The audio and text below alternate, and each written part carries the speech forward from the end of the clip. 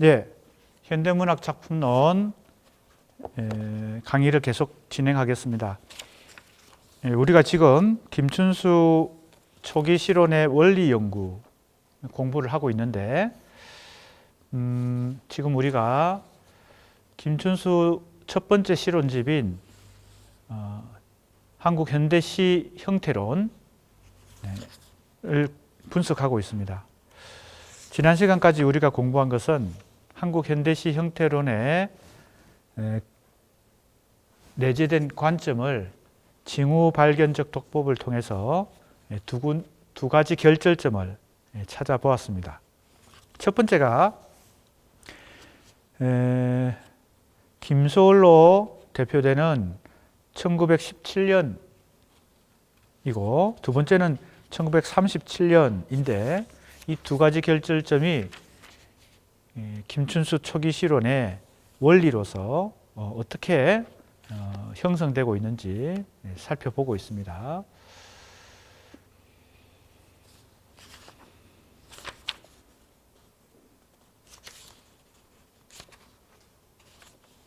자, 지금 우리가 진도를 계속 나간다면 이 부분은 보겠습니다. 김춘수는 시의 형태를 자연 발생적 감성적인 것과 기교적 논리적인 것의 두 갈래로 파악하고, 전자는 동서를 막론하고 정형시가 형성되기까지의 시의 형태다, 이랬습니다. 자, 그러니까 고대 시가가 발생해서 정형시 형성되는 단계까지가 자연 발생적이고 감성적인 형태이고, 후자는 정형시가 형성되면서부터의 시의 형태다. 이렇게 둘로 크게 나누었습니다. 다시 부연 설명을 하면, 전자는 사용되는 언어의 질이 결정적으로 형태를 결정하고, 후자는 이와 더불어 이질의 언어로 된 어떤 진부한 시의 형태에 영향을 받는다. 이렇게 둘로 나눴어요. 자, 자연 발생적 감성적인 것과 기교적 논리적인 것입니다.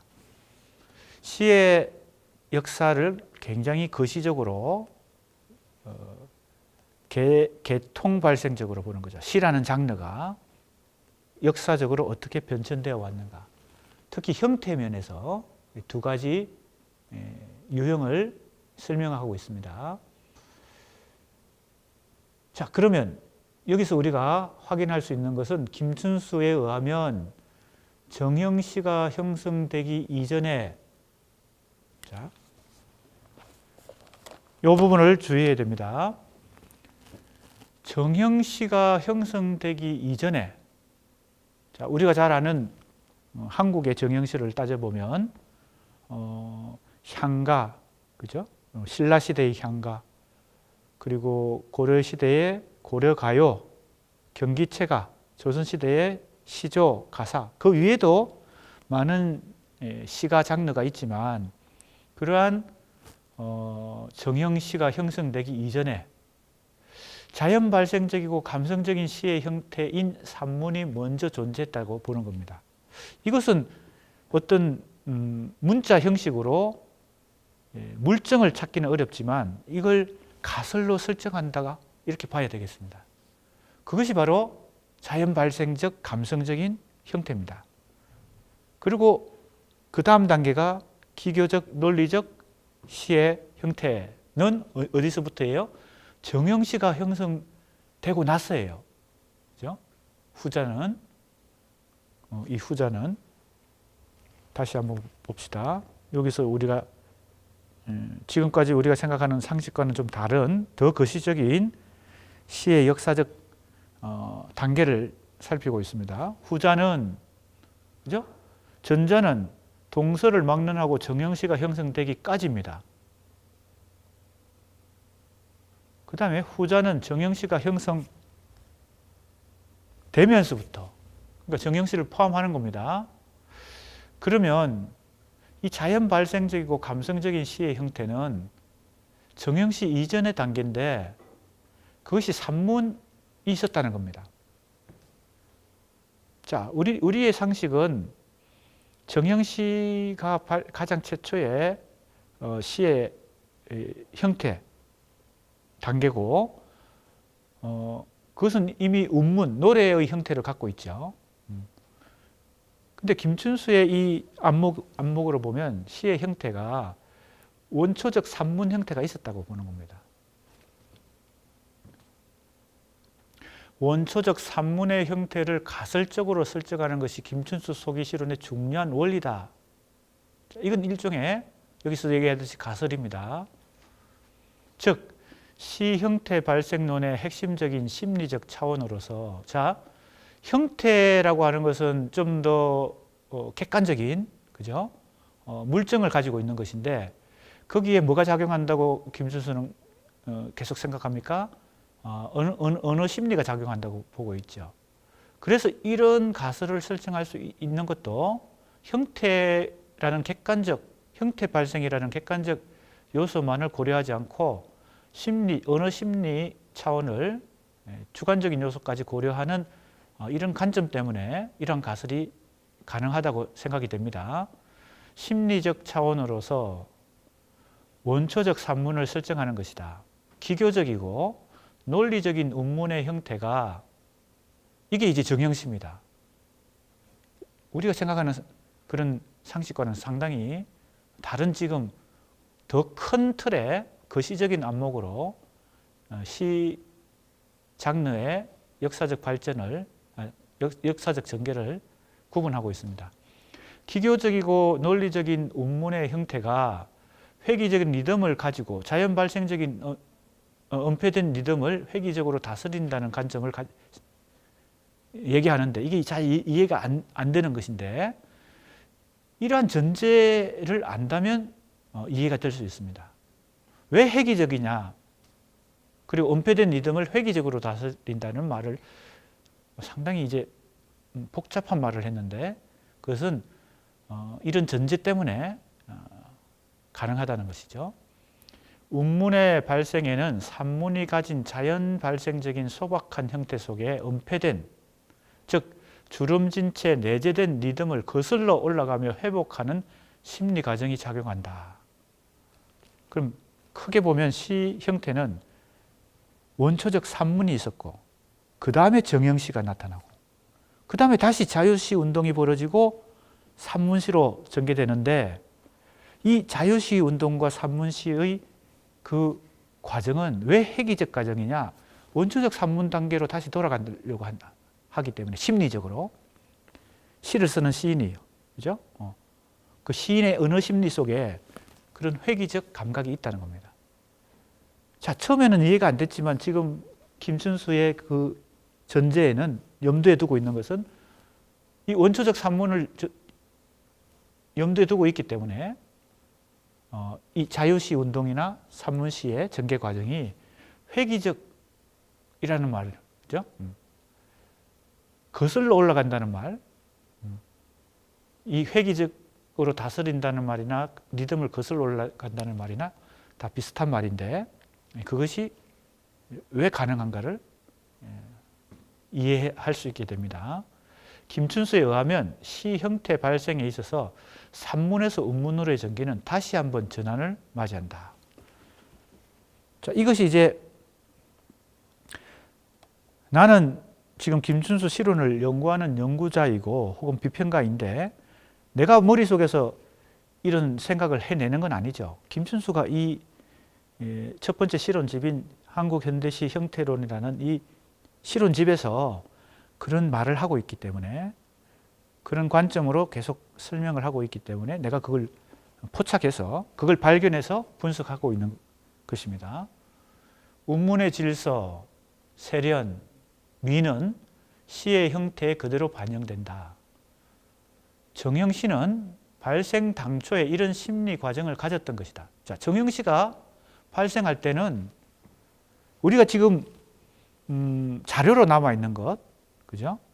물증으로 남아있는 것은 이 정형시부터 기록이 돼 있고 남아있는데, 원초적 산문 형태라고 하는 것이 어디에 존재했는지 김춘수는 그걸 가설로 인정한다는 겁니다. 그것이 그 시인의 심리 속에 작용하고 있다는 거겠죠. 그래서 정형시가 발생하는 당초에 이미 이런 심리 과정이 있었기 때문에 절구, 소네트, 시조도 다 정형시죠. 이거는 한시고, 이건 영시고, 영미나 유럽의 시고, 이거는 한국의 시입니다. 모두 그렇다. 한국만 그런 게 아니란 겁니다. 그러나 운문과 정형의 시 형태가 타성이 되어 발랄한 생기를 잃게 되면 이에 대한 회의가 생겨 새로운 산문과 새로운 형태가 반동으로 나타나게 된다. 운문의 인위적 리듬은, 자, 그러니까 정형시를 포함해서 운문이 가지고 있는 것은 인위적인 리듬입니다. 인공적인 거죠. 시를 쓰는 시인이 예술적인 작용을 한 것입니다. 인공미를 가미한 것입니다. 근데 산문은 자연 발생적인 리듬을 갖고 있다 그랬으니까요. 그것이 원초적 산문도 있었고, 이제 정형시가 생기면서 인위적인, 그리고 기교적이고, 그죠? 논리적인 어떤 시 형태가 만들어졌는데, 그것이 타성에 젖어서 생기를 잃게 되면 회의가 생기고 새로운 산문, 새로운 형태의 반동이 나타난다. 그래서 운문의 인위적 리듬은 산문의 자연적 리듬으로 돌아간다. 이때 또 회기적 관점입니다. 우리는 정형시로부터 자유시로 다시 산문시로 이 전개 과정만 생각하고 있지, 그죠? 회기라는 생각을 하지 못하잖아요. 예.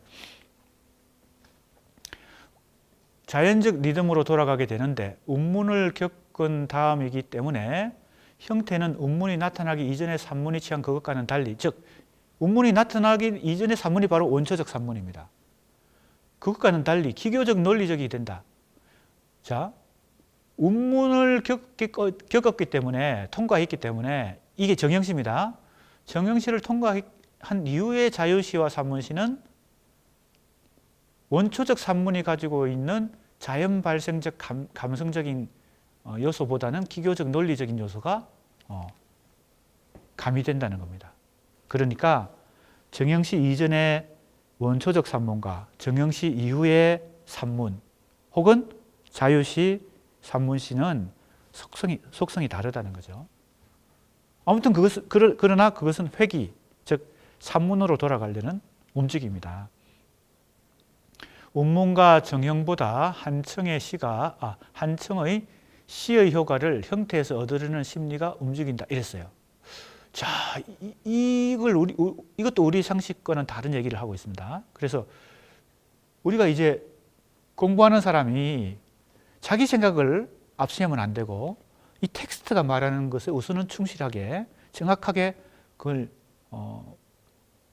수용하느냐 마느냐, 아니면 그걸 비판적으로 검토하느냐, 아니면 이걸 긍정적으로 수용하느냐, 이것은 그 다음 판단 문제고 판단의 차원이고, 일단 텍스트에서 비평가가 혹은 시인이 혹은 소설가가 뭘 말하고 있는지는 일단 객관적으로 정확하게 인지해야 된다는 겁니다.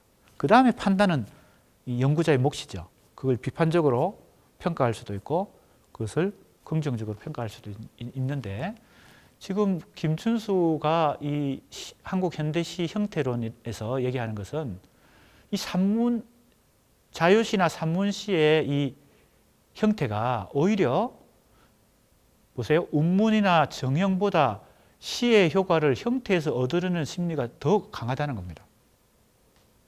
산문시를 쓰는 시인에게 있어서. 우리는 오히려 자유시 운동이 벌어지고 산문시가 되면 정형으로부터 자유로워지려고 한다고 생각하니까 형태로부터 어떤 효과를 얻으려는 것은 약해진다고 생각하잖아요. 우리의 상식은. 근데 오히려 자유시로 가고 산문시로 가면 형태의 효과가 더 그 시인에게는 거기서 얻는 효과를 더 의식하게 된다는 거죠. 그게 무의식적으로 작용하는 거겠죠. 그 심리라고 그랬으니까. 자, 계속 설명을 좀 해봅시다. 김춘수는 가설로 설정한 원초적 산문 이후에 기교적이고 논리적인 심리 과정을 통해 발생한 운문, 즉 정형시. 자, 원초적 산문은 자, 앞에서도 나왔습니다. 자연 발생적이고 감성적인 것입니다. 여기에는 인공성이 개입되지 않은 거예요. 원초적 산문은. 그런데 이제 정형시가 만들어질 때는 인공미가 작용합니다. 그래서 기교적인 차원과 논리적인 차원. 이건 인위적인 거잖아요. 인간이 어떤 예술적 조작을 하는 겁니다. 조작이란 말은 좀 부정적인 용어이기 때문에 예술적 개입을 하는 것입니다. 언어를 통해서 리듬에.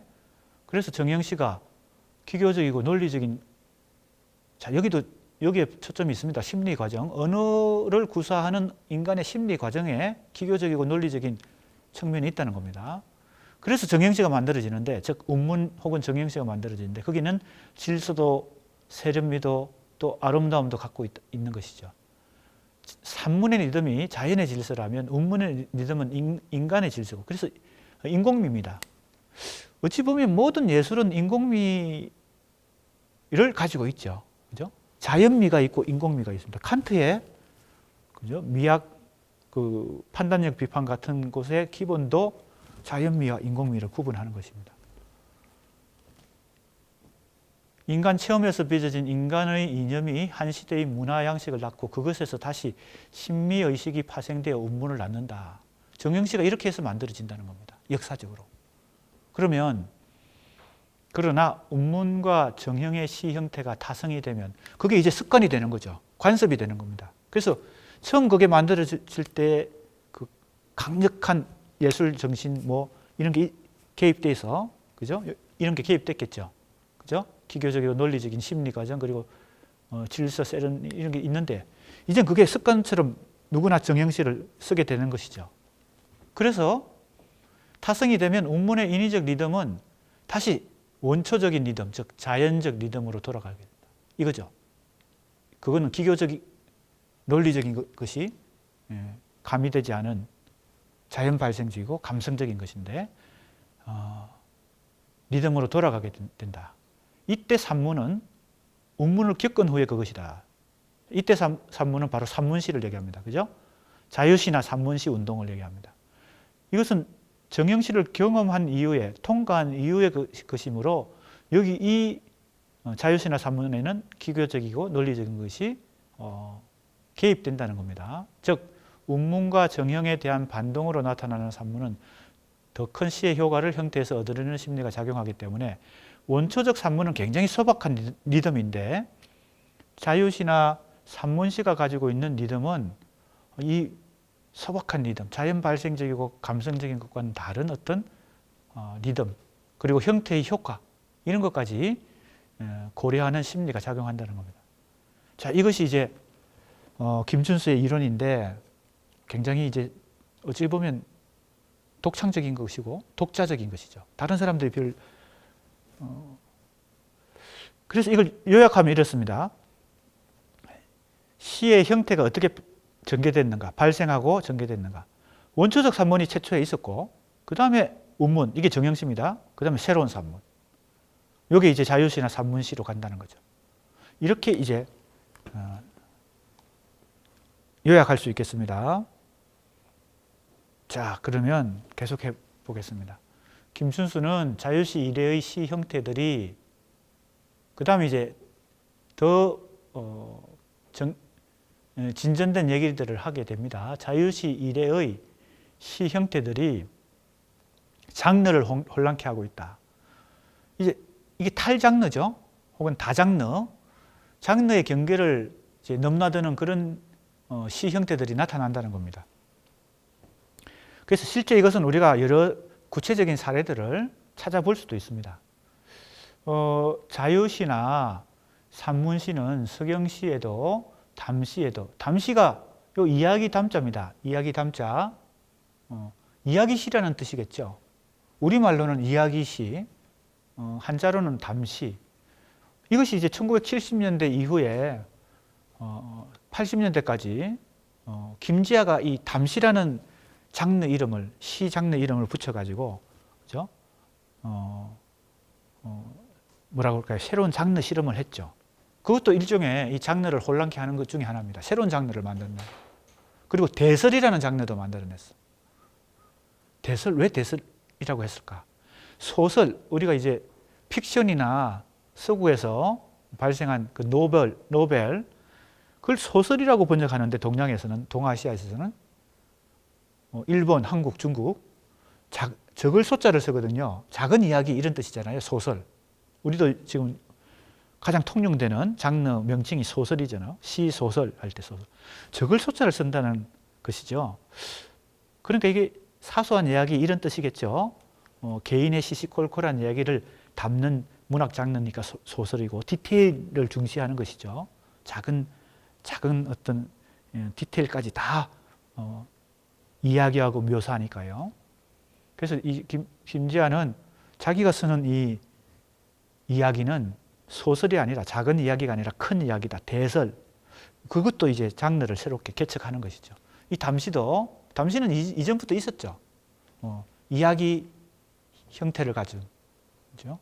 그런 시를 담시라 그러는데, 김지아가 스스로 자신의 시를 담시라고 부르기도 했습니다. 그래서 서경시도 있고, 이제 이거는 풍경, 그죠? 풍경 묘사, 경치를 주로 묘사하고 외부 관찰을 주로 하는 것이 서경시고요. 자유시, 산문시, 서경시, 담시, 그죠? 또 서사시.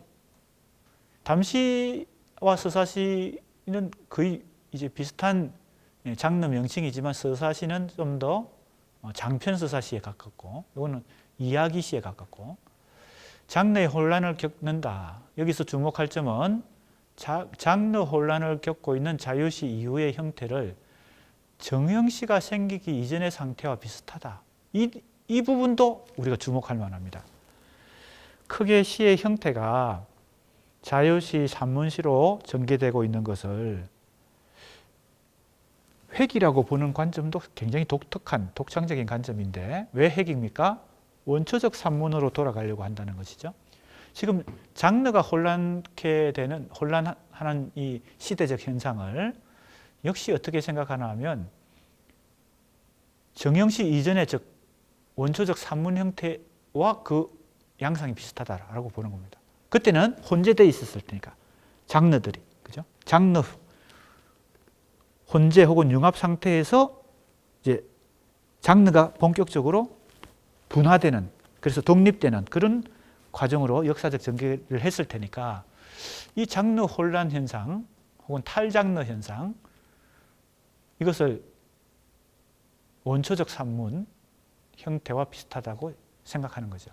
정형시가 생기기 이전에 원초적 산문을 의미하는데, 김춘수가 정형시 이전의 시 형태를 반복적으로 고려한다. 계속 이 원초적 산문을 왜 강조하는 것일까? 그리고 이제 학문은 이제 비평도 뭔가 근거 물증이 있어야 좀 더 그 주장에 신빙성이 생기는데, 이 원초적 산문은 물증을 제시하기는 쉽지 않거든요. 왜? 이게 기록된 형태의 원초적 산문이라는 게 없으니까요. 다만 이게 이 시인의 심리 작용 속에 이게 있다고 상정하는 것이죠. 그래서 이 부분이 중요합니다. 왜 자꾸 이걸 강조하는 걸까? 김춘수는 왜 원초적 산문, 원초적 형태의 산문이 있었다고 자꾸 주장하려고 하는 걸까? 자, 그래서 그 질문에 답변하기 위해서 역시 김춘수의 이 초기 첫 번째 실론집을 다시 정독을 해봅니다. 그래서 이런 부분을 발견합니다.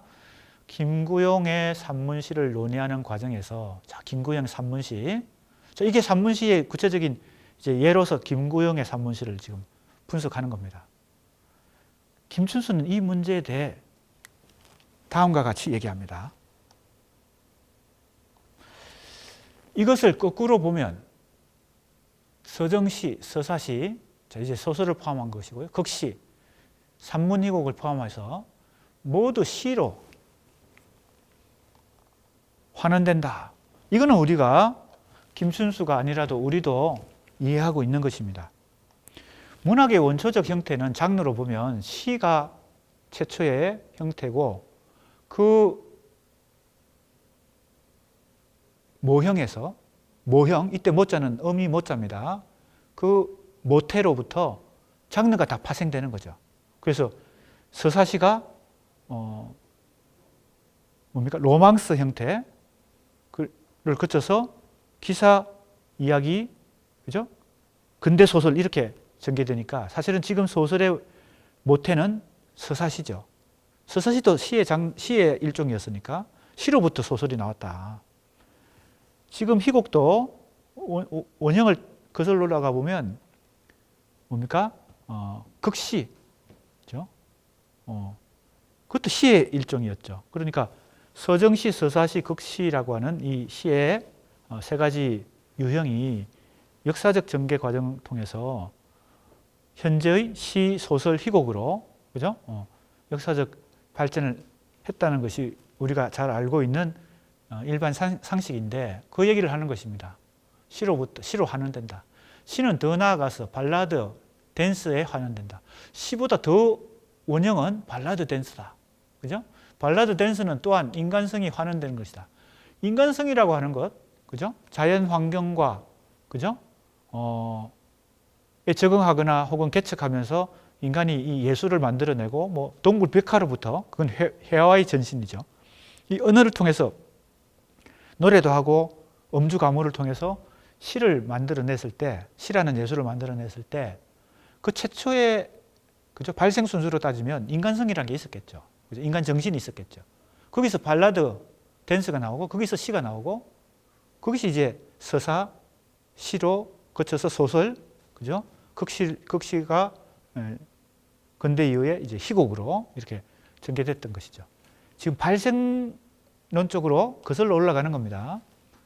하여 모든 문학 형태의 원형은 인간성에 있다 할 것이다. 이것이 분화하여 그 기능이 세련되어 감에 따라 세련되어 가는 것과 동시에 또 전문화되었겠죠. 분화되는 거죠. 각 문학 형태는 극구실을 하게 되었지만 다시 그 분화작용이 위기를 만나 붕괴하게 되면 각 형태는, 자, 위기를 만나 붕괴하게 된다는 것이 이제 장르가 다시 해체되는 것입니다. 탈장르화됩니다. 지금 이제 김춘수가 이 첫 실론집을 출간하는 그 시기에도 산문시가 나오고 자유시기가 운동이 이미 벌어졌고 산문시라는, 그래서 이제 구체적인 사례로 지금 김구영의 산문시를 분석하면서 이런 얘기를 하는 것입니다. 각 형태는 넘나들게 되고 원형으로 보다 복잡 미묘하게 얽혀서 돌아가는 변증법적 과정을 밟는 것이 아닐지, 이건 이제 어문문으로 한 이유는 자기도 이게 가설이기 때문에 그렇게 표현했겠죠. 자, 그러나 여기서도 우리가 확인할 수 있는 것은 원형으로 돌아간다 이 말이에요. 원형으로 돌아간다. 이 말이 뭡니까? 이 탈장르화 현상도 시대적 흐름에서 보면, 큰 흐름에서 보면 역전 현상인데, 그죠? 회귀 현상이라는 겁니다. 역전 현상이죠. 회귀 현상. 그래서 복잡 미묘하게 얽혀서 돌아가는 변증법적 과정이다. 이것도 변증법적 과정으로 보고 있는 겁니다. 그러니까 문학 형태의 해체 현상을 통해서 우리는 한번 문학 형태의 근원으로 돌아가게 되는 것이 아닌지 이랬어요. 자, 이것도 김춘수로서는 나름대로 일관된 지금 이론을 제시하고 있습니다. 장르 해체도 회귀다. 그죠? 정형시 이후에 자유시가 등장하고 산문시로 전개되는 이 과정도 큰 틀에서 보면 회귀다. 이렇게 보는 거죠. 뭘로? 원초적 산문으로. 해체 현상으로만 슬퍼할 필요는 없지 않을까 이렇게 했어요. 이 가로 안에 이 얘기도 상당히 묘합니다. 그럼 해체 현상을 슬퍼하는 사람들이 많다는 거겠죠. 그죠? 근데 꼭 슬퍼할 것만은 아니다. 그죠? 이 전통과 현대라고 하는 이 두 가지 양극을 놓고 보면 김춘수는 어찌 보면 우리는 모더니즘 시인이고 모던 현대성을 추구하는 모더니티를 추구하는 대표적인 시인인데, 그래서 이제 무의미시까지, 그죠? 아주 뭐 극단적으로 이 순수한 시를 추구하는 시인이고 모더니티를 추구하는데, 김춘수가 김소월을 굉장히 이상한 현상이라고 보는 이유도 거기 있는 것이죠. 그러니까 김춘수가 시인으로서 모더니즘을 추구하지만 한편으로는 이 전통이라고 하는 인력, 즉 역학관계, 그 자력을 계속 의식하는 겁니다.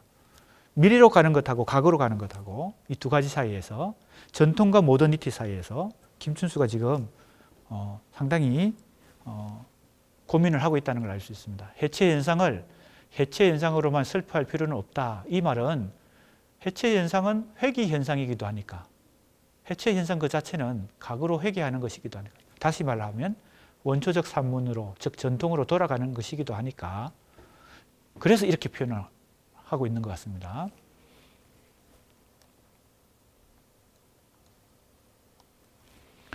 김춘수는 자유시 이래의 시 형태들이 장르를 혼란케 하는 원인을 정형시의 운율에서 탈피하고 해체하는 현상. 그죠? 장르가 혼란케 되는 것은 이미 정형시로부터 벗어나서 자유시 운동이 벌어질 때 이미, 그죠? 그 에너지가 내장돼 있었겠죠. 그 자유시 운동 속에. 왜냐하면 이 정형시가 가지고 있는 그 정형률의 율격은 질서가 상당히 중요한 힘으로 작용하는데, 자유시라고 하는 것은 그 규칙으로부터 벗어나는 거고 질서로부터 벗어나는 거니까, 이 장르가 혼란하게 되는 그 원인의 그 에너지는 이미 자유시 운동에서 내포되어 있었다고 볼 수 있습니다. 산문시로 갈수록 그게 더 이제 강해질 텐데, 역사를 거슬러 올라가면 서정시, 서사시, 극시는 모두 시로 하는 데고, 시는 또 발라드 댄스로, 발라드 댄스는 인간성으로 하는 데이기 때문이다. 그죠? 자, 이건 인용한 문장에 대한 이제 일종의 설명입니다. 다시 한번 확인하는 거죠. 김춘수는 분화작용이 위기를 맞아 붕괴되면 원형으로 복잡 미묘하게 얽혀서 돌아가는 변정법적 과정을 밟게 된다. 문학 형태의 해체 현상을 통하여 다시 한번 문학 형태의 근원으로 돌아가게 된다. 그래서 이거 원형이란 개념이나 근원이란 개념이 그냥 과거로 돌아가는 건 아니죠. 지금 이 설명을 복잡하게 하는 이유는 단순하게 그냥 회귀가 아니란 겁니다. 과거로 그냥 돌아가는 게 아니고 복잡 미미한 변정법적 과정을 밟으면서 회귀한다는 겁니다. 자, 이 부분도 우리가 주목해야 돼요. 단순히 과거의 원초적 산문으로 돌아간다, 이렇게 이해하면 단순하게 이해하는 것이죠. 김춘수가 생각하는 것을 너무 단순하게 이해하는 거다. 김춘수는 과거로 회귀하긴 하는데 그게 복잡 미묘한 변정법적 과정을 밟으면서 회귀한다고 생각합니다. 그래서 운율 해체와 장르 혼란 이후에 원형과 근원으로의 회귀를 운문과 정형의 구태로 돌아가는 것이 아니라, 이게 과거의 모습입니다. 과거의 형태로 돌아가는 건 아니고 운문과 산문, 정형과 자유로운 형태를 융합해서 질서와 세련과 통일된 미를 찾아 나가야 한다라고 이제 주장하게 되는데, 이게 이제 김춘수 첫 번째 실론집인 한국 현대시 형태론의 가장 중요한 주장이라고 볼 수 있습니다. 자, 이제 조금 지금까지 우리가 공부한 것을 이제 좀 정리해 보겠습니다. 김춘수가 정형시 이전의 시 형태를 고려하면서 원초적 산문을 설정하는 것과 분화와 해체 이후에 변정법적 과정을 통한 회귀를 강조하면서 문학 형태의 원형을 설정하는 것, 김소월의 시에 대해 이중적 논리를 견지하면서 그 딜레마를 극복해가는 과정과 연관된다. 자, 이게 바로 첫 번째 결절점, 1917년 김소월의 이상한 현상에 대한, 그죠? 종합입니다. 지금까지 공부한 것을 정리하면, 요약하면 이렇게 됩니다. 김춘수의 주장을 세 가지를 다 연결시킨 것이죠. 분화와 회귀, 그죠? 이건 앞으로 나가는 것이고 이건 뒤로 가는 것입니다. 앞으로 걷는 것, 뒤로 걷는 것. 해체와 융합, 마찬가지입니다. 분화는 해체 양상이고 회귀는 융합 양상입니다. 혼란과 질서, 이것이 변정법적으로, 그죠? 얽혀서 들어간다, 그죠? 이렇게 얘기했으니까 이 양극의 변정법적 통합을 김춘수가 바로 이런 어떤 관점에서 시의 형태론, 시의 형태 관점에서 지금 이걸 시도하고 있는 것입니다. 분화와 해기, 해체와 융합, 혼란과 질서라는 이 양극의 변증법적 통합을 시의 형태라는 측면에서 정형시, 자유시, 산문시라는 이것은 직선적 일종의 진보의 시관이죠. 우리는 대체로 이런 상식을 다 가지고 있습니다. 정형시, 자유시, 산문시다. 이렇게 직선적으로. 그리고 이렇게 발전해 나간다고 생각하는 것이죠. 역사적으로. 그런데 김준수가 이걸 부정하는 건 아닌데 이것을 인정하면서 이거보다 더 거시적인 시의 형태 발생론을 여기에다가 뭐예요? 이걸 덮어 씌우는 겁니다.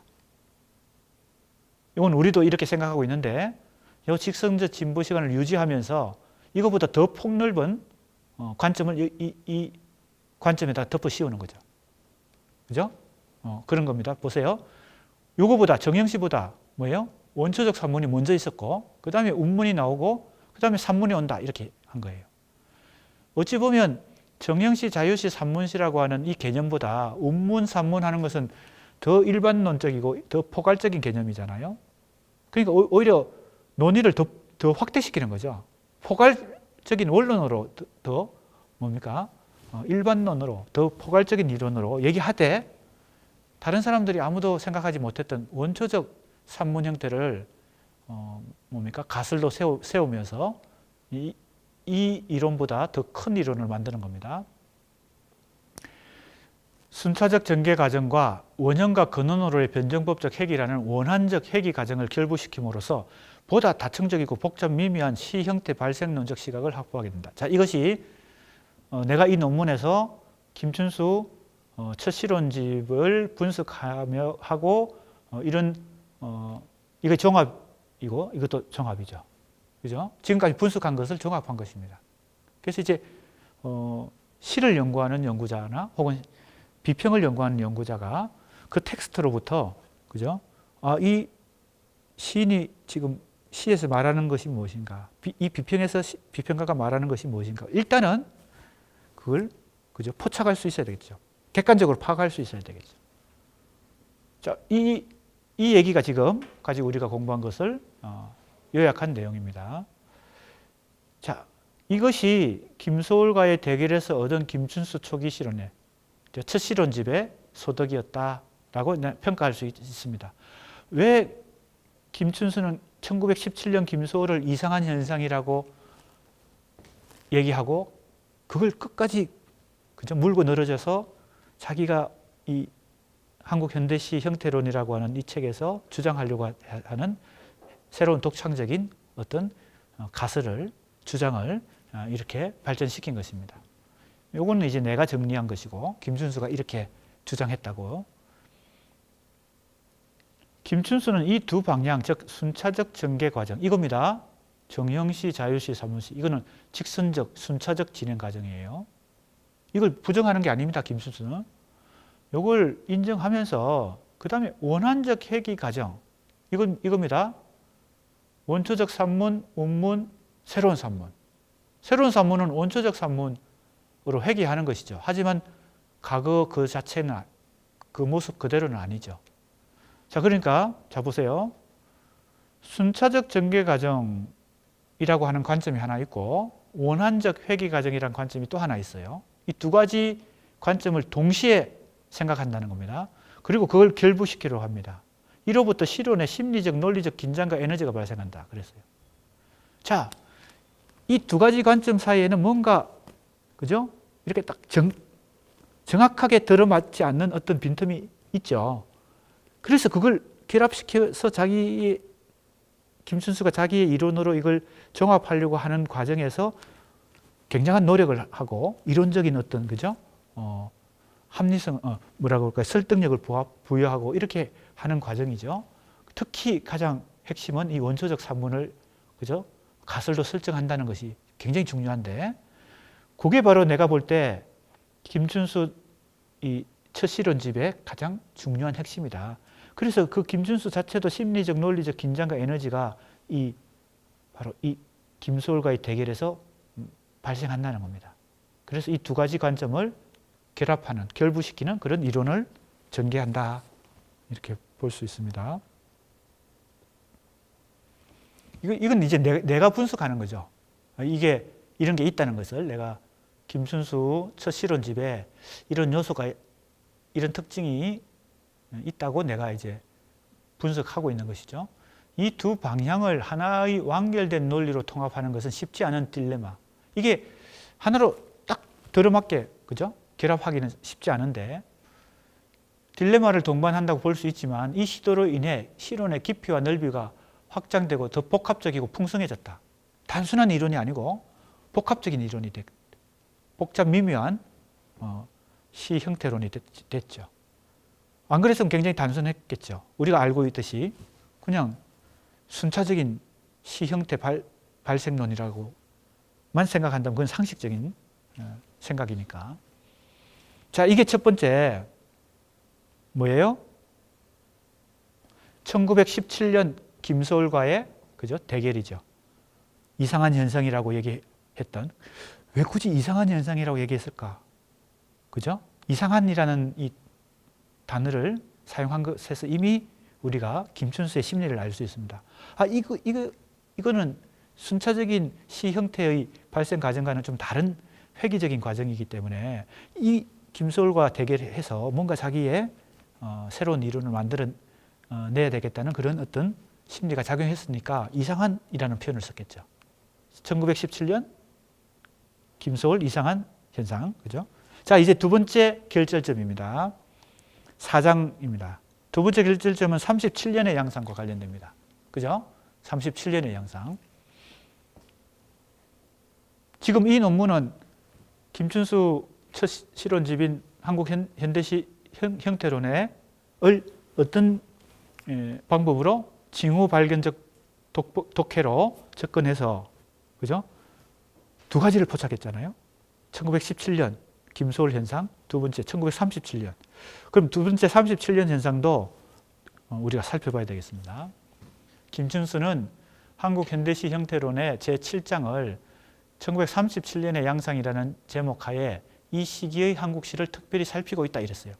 37년이라는 이 한 해 동안 어떤 특징적인 한국 시의 양상이 나타났길래 꼭 찍어서 1937년이라고 그랬을까?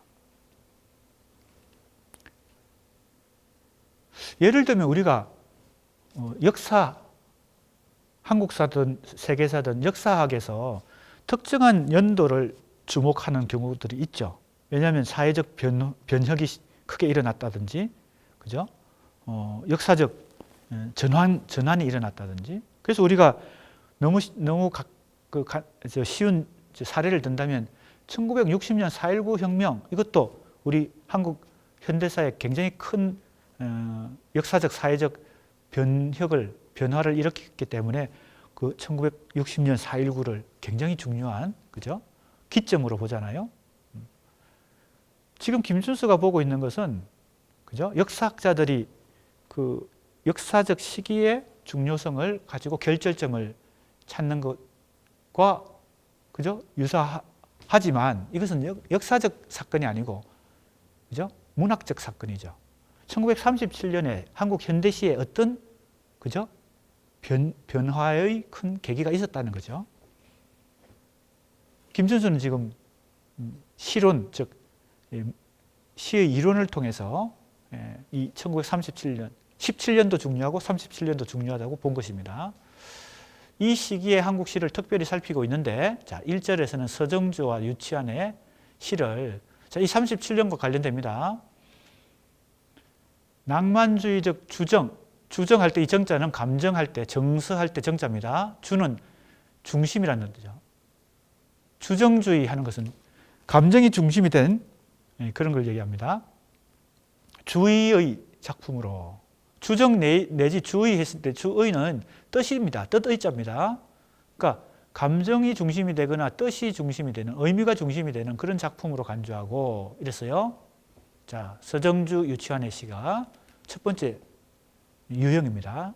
두 번째는 정지용의 백록담을, 자, 산문시의 장르라는 관점에서 살피면, 이게 다 1937년에 나온 시의 현상들이기 때문에 이렇게 분석하고 있습니다. 자, 우리가 2절에서 주목할 것은 바로 정지용의 백록담이 산문시라는 겁니다. 그죠? 이게 시 형태론에서 이미 산문시에 대해서 굉장히 중요하게 생각했으니까 정지용의 백록담이 산문시라는 장르를 가지고 있다. 3절은 다시 보세요. 조지훈, 박목월, 박투진, 청록파 시인 세 사람을 여기서 언급했고 박남수, 이한직인데 공통점이 있습니다. 이 5명의 시인은 다 문장지 1930년대 후반에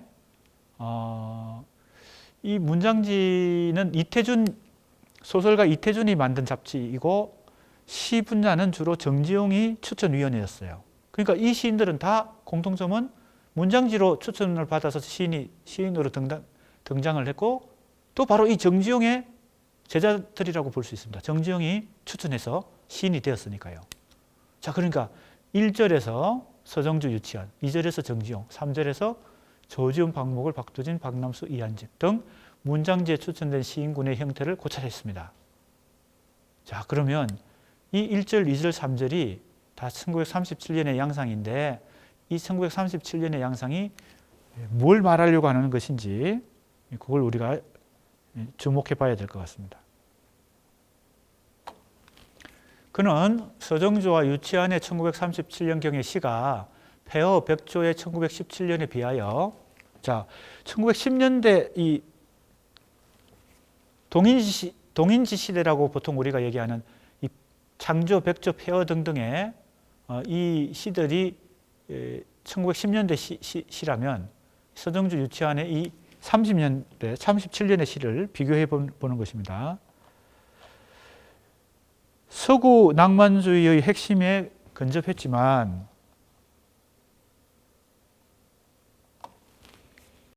자, 1910년대 시와 비교할 때 서구 낭만주의의 핵심에 근접했지만 방법을 주지하지 않고 자, 방법을 의식하지 않았다는 겁니다. 이때는 의식했다. 인지하지 않고 장르에도 무관심했고 자, 방법, 장르 자, 요 단어들을 주목해 보세요. 방법, 장르, 무관심하고 시, 그 다음 형태입니다.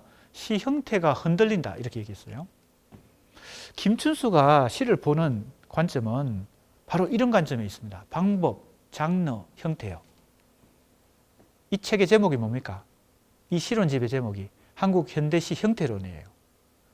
그러니까 김춘수가 시를 보는 관점은 다른 비평가들이 시를 보는 관점 혹은 다른 시인들이 시를 보는 관점과 달리 내용이나 의미나 주제 위주가 아니고 형태나 장르나 그죠? 방법이나 그죠? 이런 포인트에 관심을 갖고 있습니다. 그러니까 지금 서정주와 유치한의 시에 대해서 이런 관점에서 지금 평가하고 있는 거죠. 그 다음 문장 추천 시인군에 대해서는 시의 소재와 주제에 있어서 각각 일가를 개척한 이들의 시 형태를 계보적 관점으로 살핍니다. 그죠? 자, 청록파 시인을 포함해서 이한직 등등의 시인들이 이미 일가를 이루었다. 그러니까 이제 정지용 이후에 정지용이 상당히 우리 한국 현대시에서 중요한 위상을 차지하고 있습니다. 정지용 이후와 이전으로 뭐 나눌 수 있을 정도인데 지금 이 김준수의 관점도 정지용이 중요한 기준이 되는 겁니다. 정지용 이후에 이 정지용에 의해서 추천받은 시인들의 소재와 주제에 있어서 자 소재와 주제 김준수의 포인트는 소재와 주제보다는 이런 데 있습니다. 방법, 장르, 형태 그죠? 이런 데 있어요. 시 형태를 자 역시 마찬가지입니다. 이것보다는 여기에 초점을 맞춰서 시 형태에 초점을 맞춰서 계보적으로 살핍니다. 자, 박목월은 박목월대로, 박두진은 박두진대로, 조지훈은 조지훈대로. 그 다음에 이처럼 서정주와 유치한 그리고 문장지에 추천된 시인들의 시 형태에 대해서 김춘수의 관점에는 특별한 강조점이 없는 듯이 보입니다. 자, 그러면 역시 조금 전에 얘기했듯이 이 1절, 2절, 3절에서 가장 중요한 부분은 2절 정지용의 산문시예요. 그죠? 1937년에서 여러 시인들을 크게 셋으로 나눠서 1절, 2절, 3절 했지만 2절이 중요한 포인트라고 하는 걸 알 수 있습니다. 김춘수가 1937년을 주목한 이유는 정지용의 백록담을 산문시의 모범으로 높이 평가하기 위해서다. 자, 정지용의 백록담이라는 시집은 산문시로 되어 있는데 그것이 굉장히 중요하다. 김춘수는 그렇게 본 것 같습니다. 김춘수는 백록담에 대해 다음과 같이 언급합니다.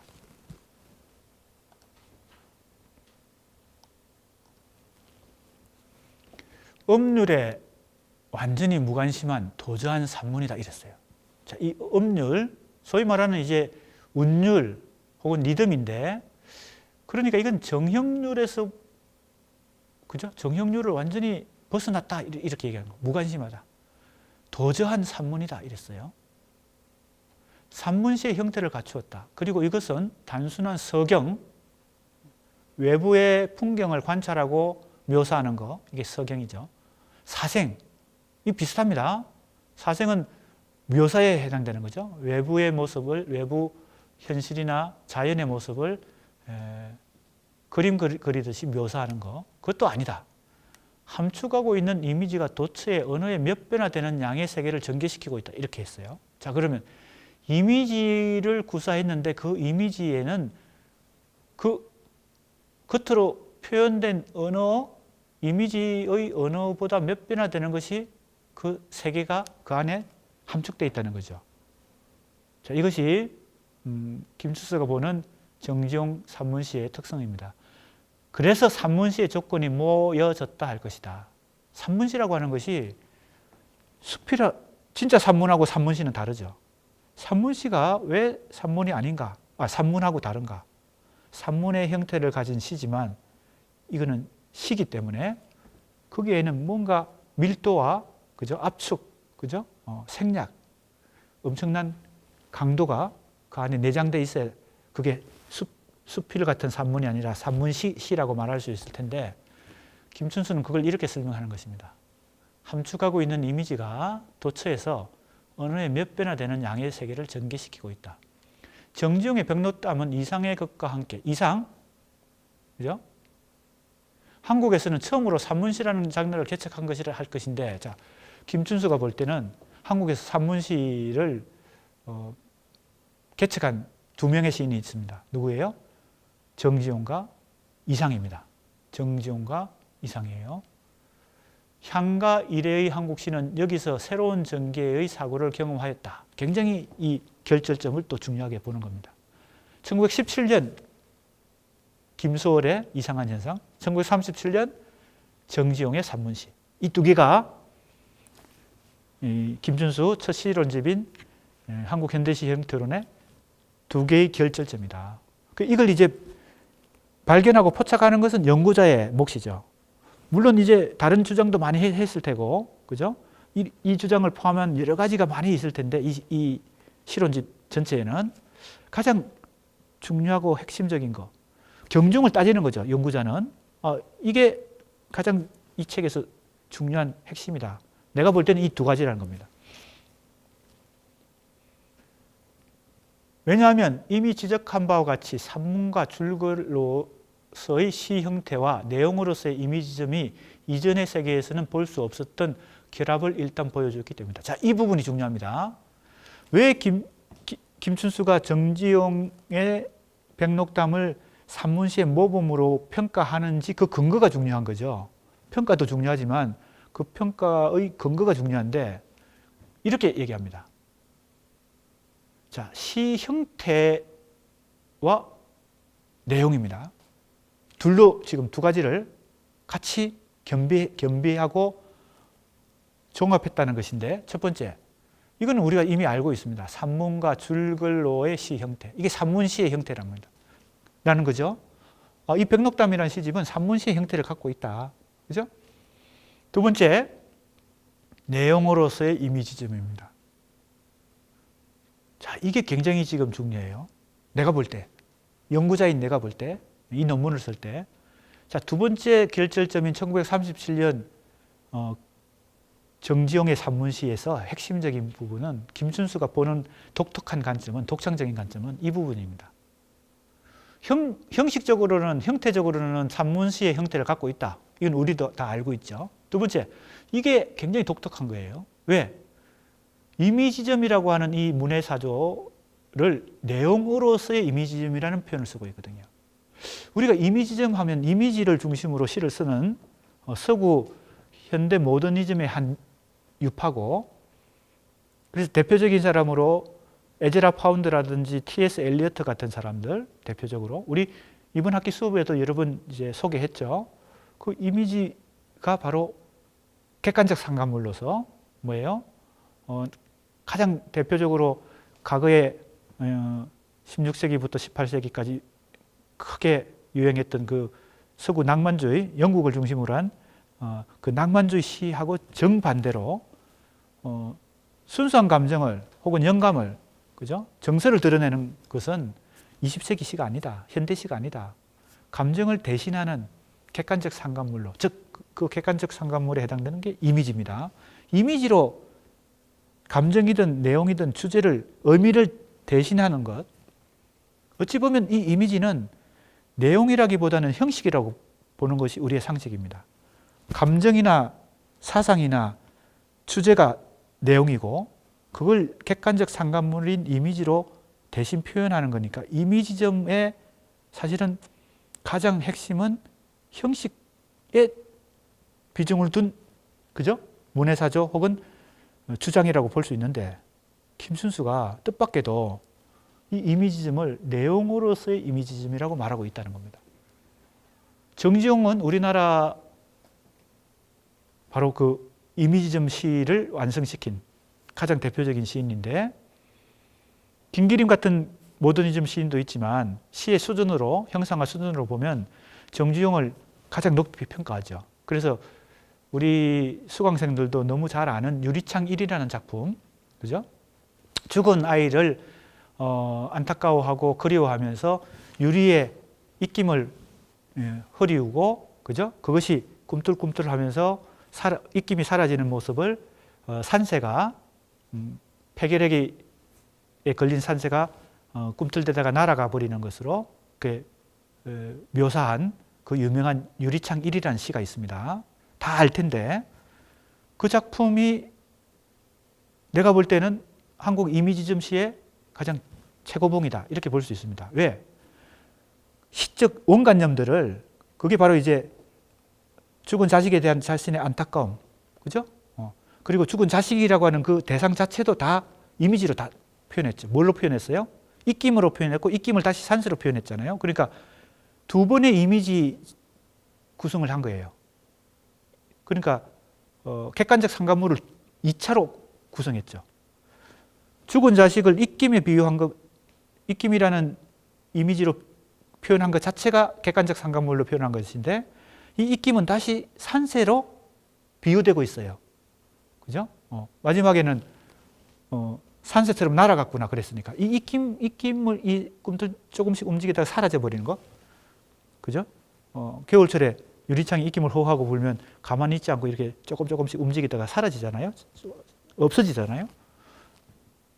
산새가 날아가 버린 것으로 표현했으니까 객관적 상관물을 1차로 구사했고, 죽은 자식을 입김을 다시 산새로 비유했으니까 객관적 상관물, 즉 이미지를 2차 구성을 했어요. 그만큼 입체적인 시죠.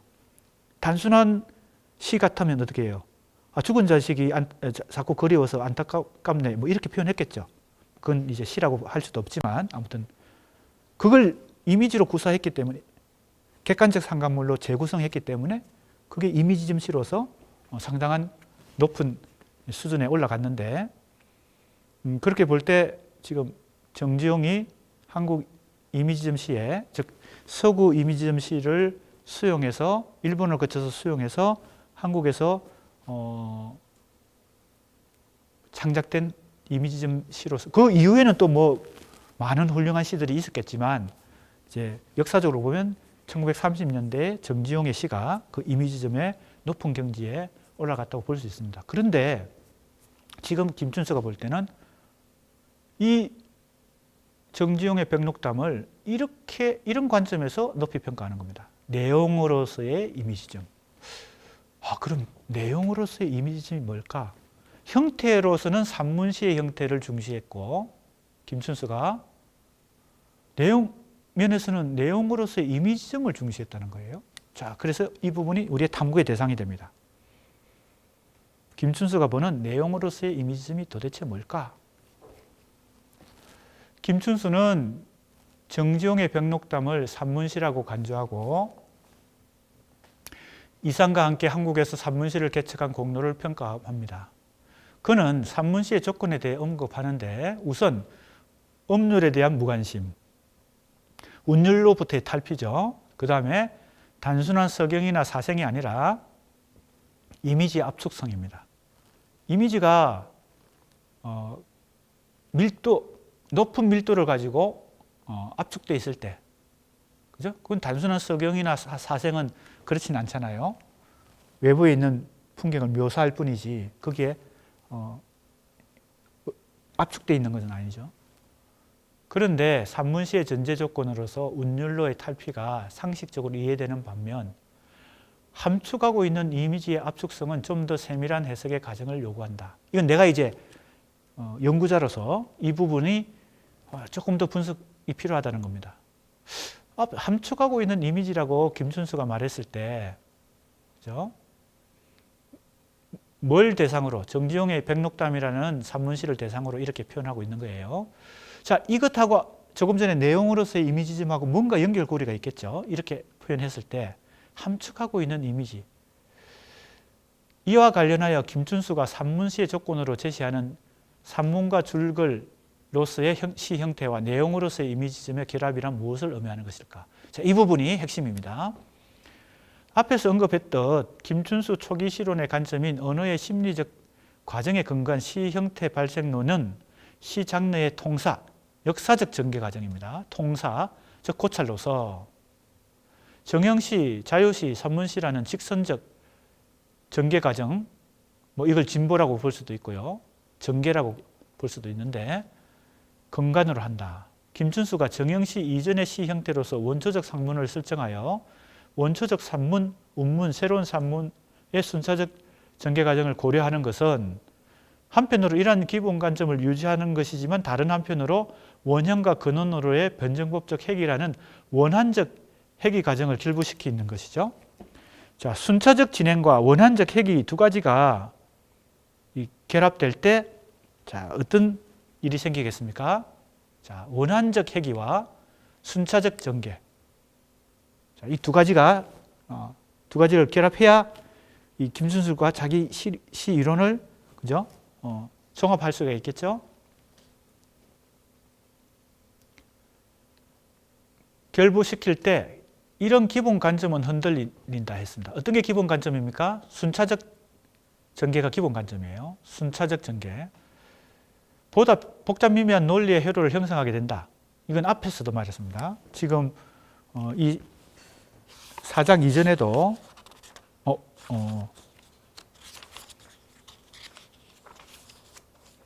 예, 4장 이전에도 얘기되었던 3장에서도 얘기되었던 복잡한 이제 종합이 이루어져야 된다는 거죠.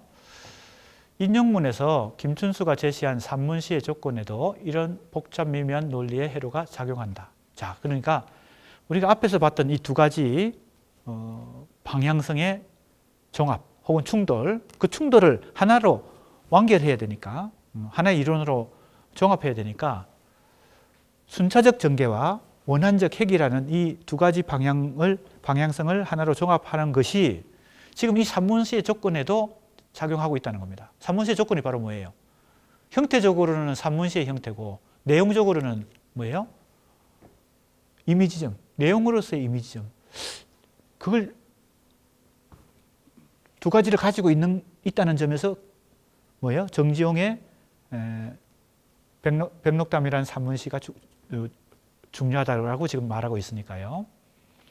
산문시와 이미지점의 관계를 고찰하기 위해서 자, 이것이 어떻게 결부될 수 있을까? 산문시와 이미지점이 어떻게 결부될 수 있을까? 김춘수가 언급하는 산문시의 형태에 대해 살펴보자. 이제 산문시에 대해서 김춘수가 더 구체적으로 어떻게 말하고 있는지 살펴보겠습니다. 자, 이후의 내용은 다음 시간에 계속해서 공부해 보기로 하겠습니다. 첫 시간은 이것으로 마무리하도록 하겠습니다.